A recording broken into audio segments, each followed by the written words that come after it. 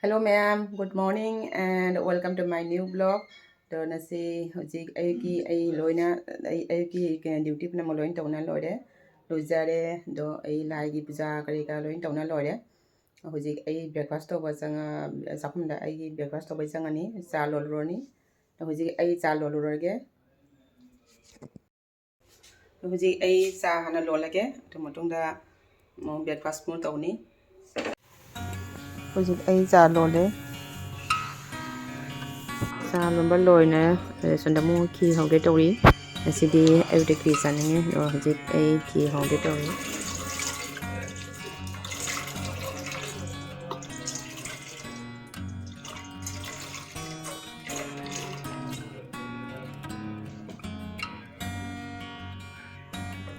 sa hause aina every na ting maga tamme no hojik sa hause hapjalani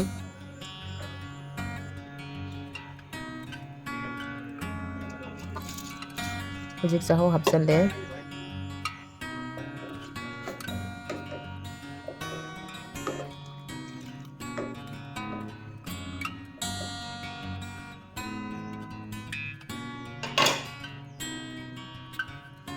kapur hape kapur se yam hapa jade na tadi kha jani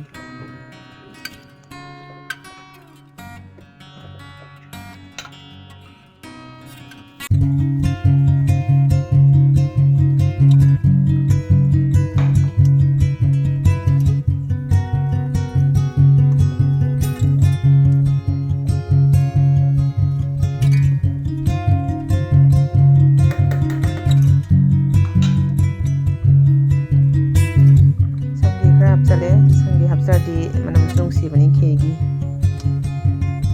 sangi ka hapsale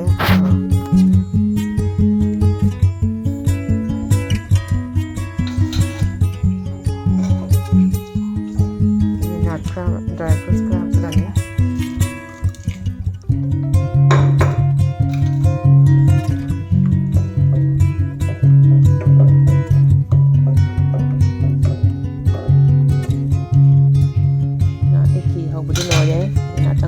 Jani thì sẽ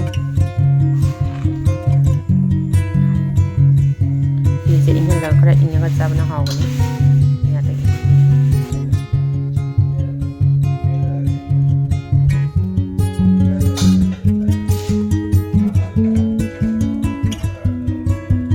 cái kỳ lôi đấy hào cái ra đấy mà chỉ giảm ba mi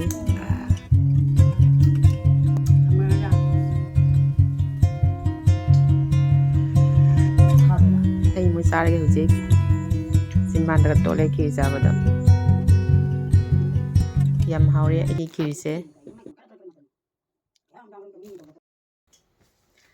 hajik no sigi blog se sigalo isalage ro me am nungai gadi like to bidamu and subscribe to bidamu bye bye